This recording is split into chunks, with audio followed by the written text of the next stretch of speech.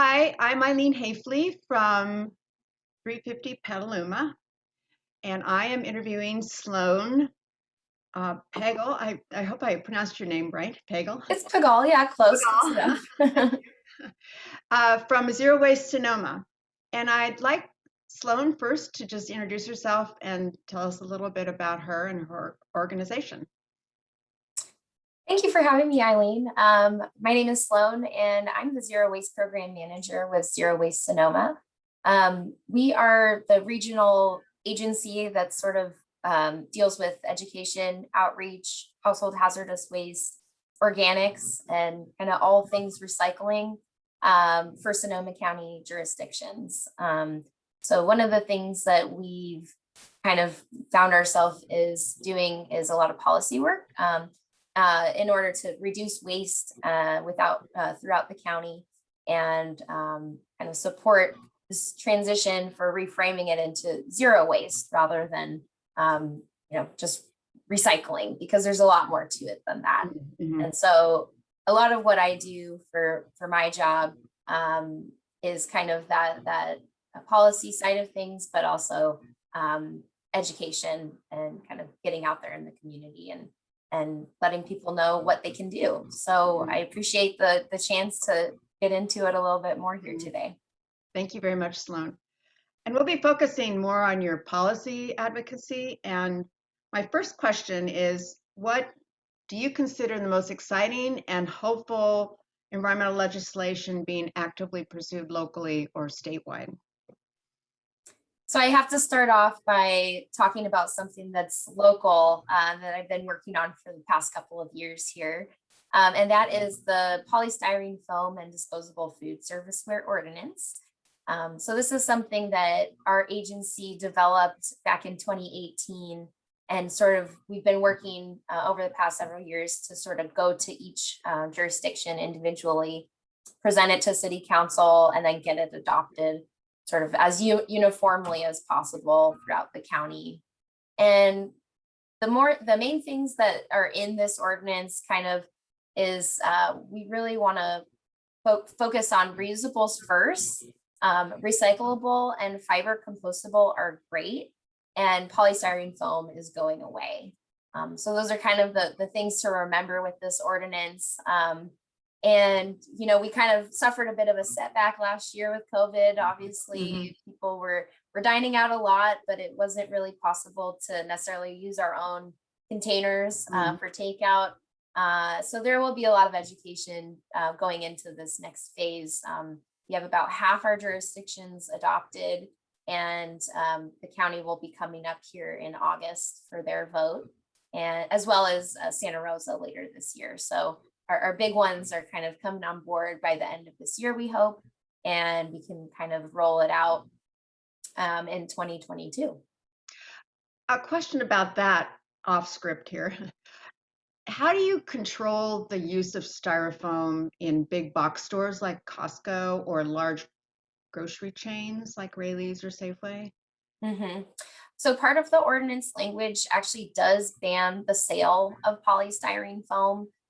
So they would be required to actually stop selling that material, which is great because then it sort of cuts it off at the source. And that way the restaurants that might have been purchasing it, they just don't have that option anymore. So it sort of leads into compliance, which is really nice. So that was definitely a big consideration when we created that ordinance, because we knew that for restaurants, it's just the easiest thing. They don't want to be bothered with a lot of other questions of what's compliant. So another piece, obviously, is just making sure it's easy as possible for them to know what is compliant, what's not. So Right. Thank you. So as a consumer, if we wish to be more of an advocate and try to help legislation along, what do you think the best vehicle for us to do that is? Well, Eileen, I would love to actually go back to the other question and kind of fill in on what's happening at the state level, Oh, because sure, absolutely. Go ahead. because I do have to say this year in this current legislative session, there's a lot of things that are happening, and there's a lot of great environmental bills that have been introduced. And there's a few that are kind of specific to waste that I'm really hopeful for. And I think if more people knew about them, they could also get involved and sort of, we can answer that Mhm. next question as well. So um, the first one is AB 54, and this one is from Senator Allen.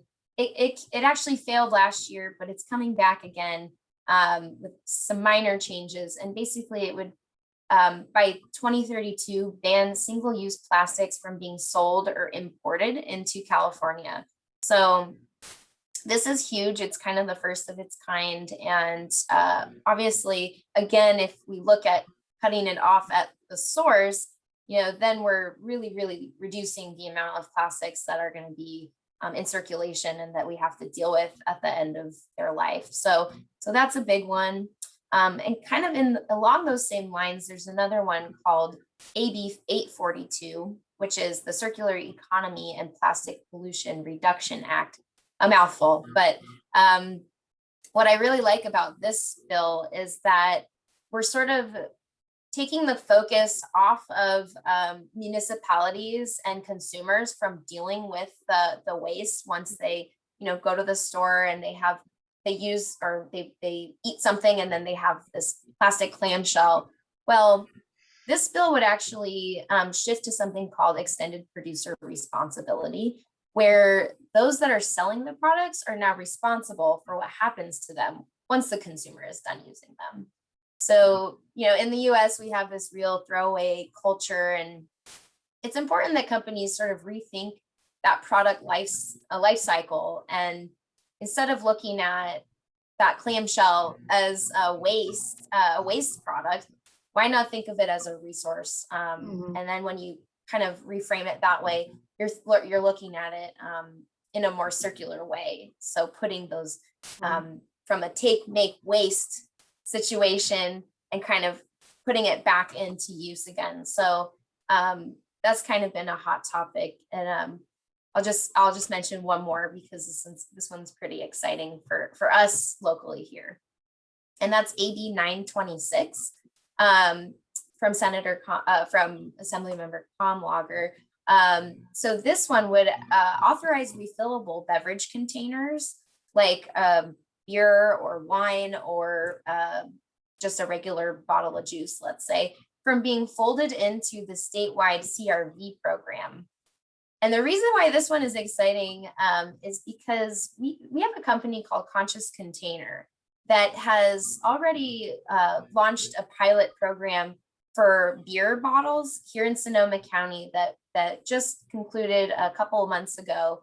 They wanted to collect some data on how many people would actually bring back a beer bottle, let's say, to a specified location.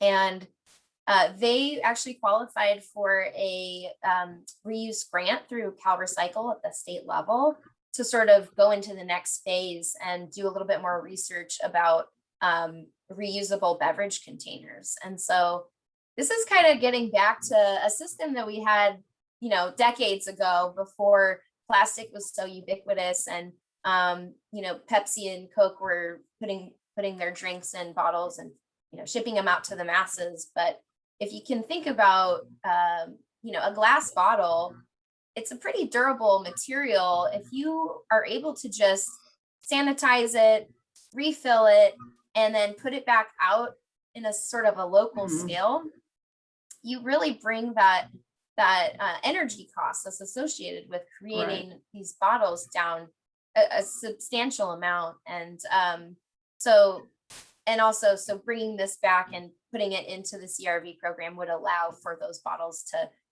have a deposit system, basically. So, and that's the best incentive, I think, for folks to sort of participate. So you can, collect your whole crate of bottles, bring it back, and get back what you originally paid for. So, so those are some of them. And I, sorry, I know I went on there, but just wanted to share some of the exciting things happening at the state right now. Yeah.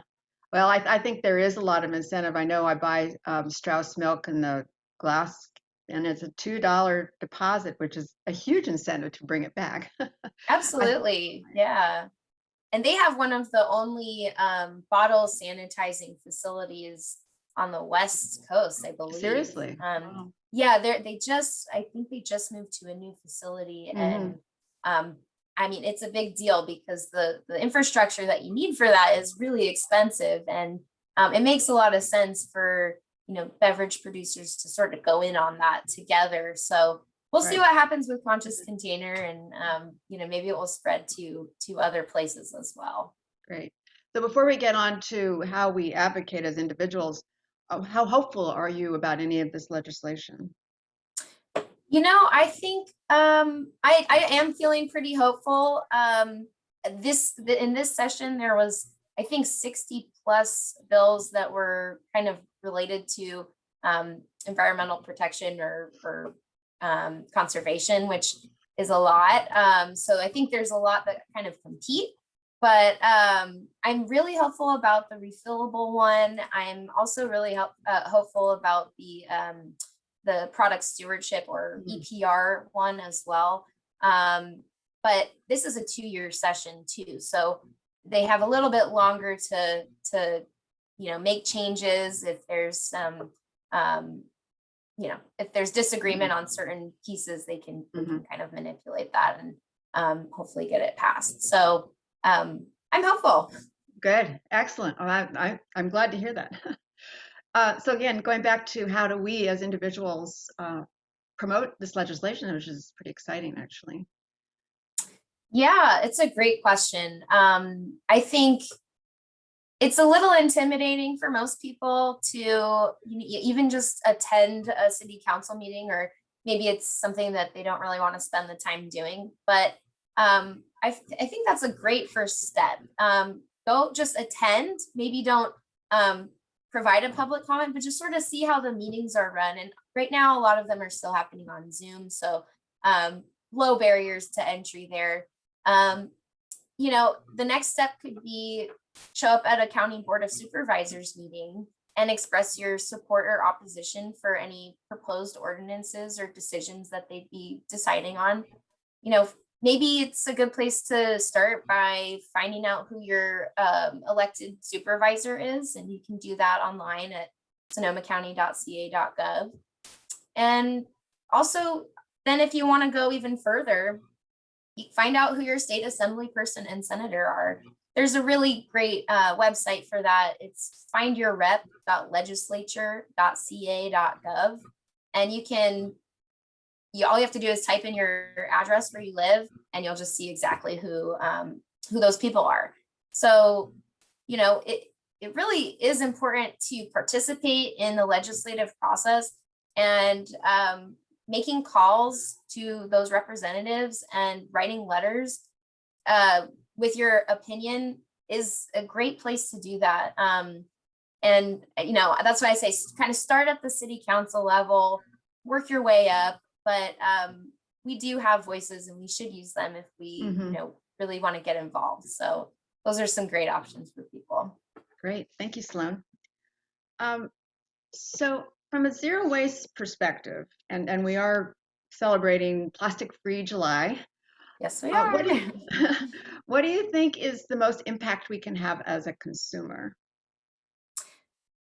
Well, I hope that means more than one tip, because I want to give folks some different options. Obviously, we already spoke about the importance of legislation and getting involved at different levels, but we also have power in our pocketbooks. And I think for many of the goods that we purchase, a lot of the costs that we're paying is actually for packaging. So we're back to packaging here. Mhm.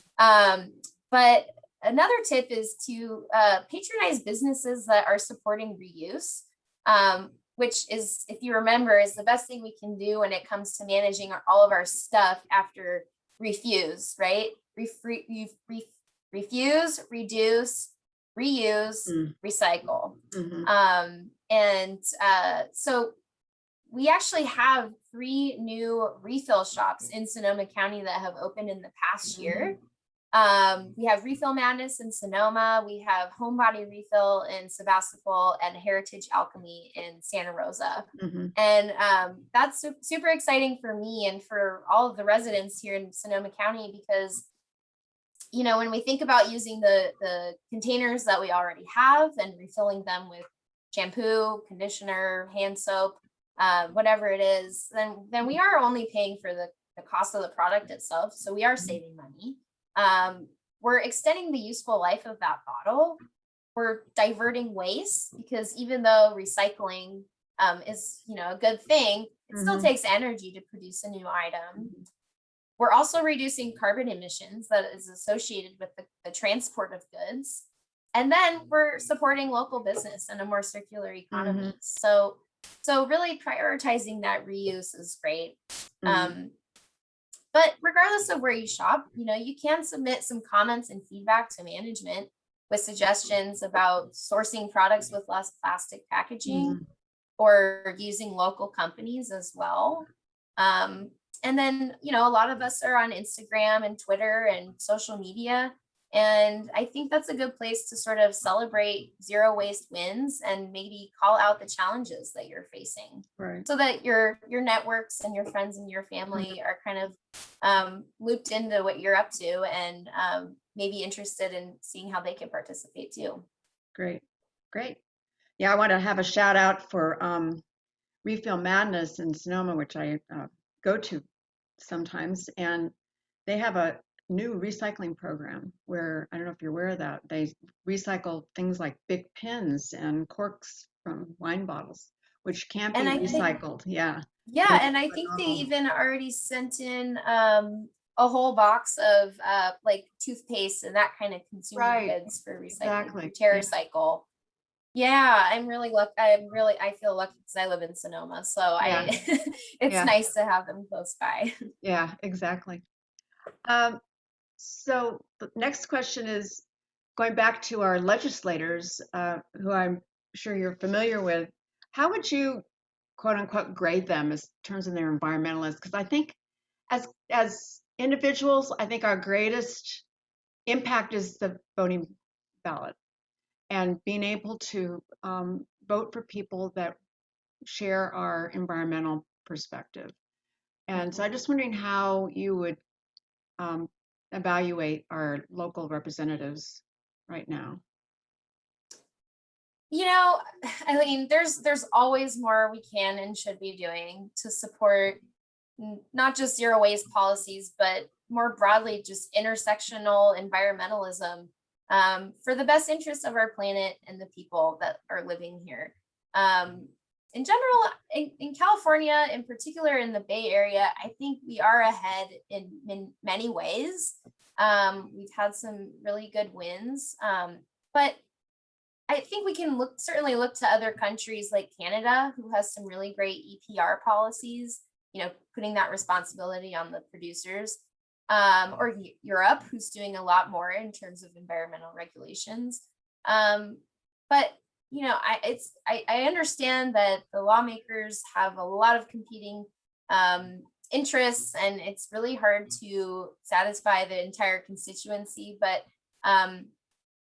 you know, the problems that we're looking at with the environment are the biggest problems that everything is so interconnected. And I think it's in the best interest of the people that they represent as well, when we're making really big environmental decisions Hmm. too, because these are long-term issues and they need solutions in the short Hmm. term that can get implemented. So um, I think we're doing all right, but I think we can be doing better. Hmm.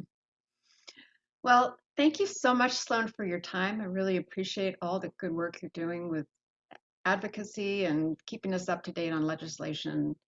And I look forward to talking to you again. Thank you. Yeah, thank you for having me. Is it okay if I plug our upcoming events for Absolutely. Plastic Free July? Please do. Okay, great. Yeah, so on July 19th, there's going to be a panel of some waste related experts, including Refill Madness and the Heritage Alchemy will be there. We'll spend about 30 minutes kind of talking about what's happening in the space of kind of living plastic free. I think we have 6 panelists, and then we'll do a little Q&A for the second half of that. And to find that link, you can visit our website, zerowastesonoma.gov/PFJ for Plastic Free July.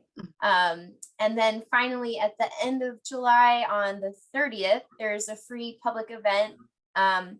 We'll be hosting about an hour of tabling from different organizations throughout Sonoma County, and some businesses as well that are also working in this space. And then we'll follow that with a screening of the movie, The Story of Plastic, Great. which, if you haven't seen that, is super great. I mean, it's a tough one to watch, but it's really good. And I think it's going to inspire a lot of people. So hopefully see you guys there on the 19th or on the 30th. Yeah. Thanks again, Sloane. I really have a good day. Thank you. You too. Bye-bye. Bye-bye.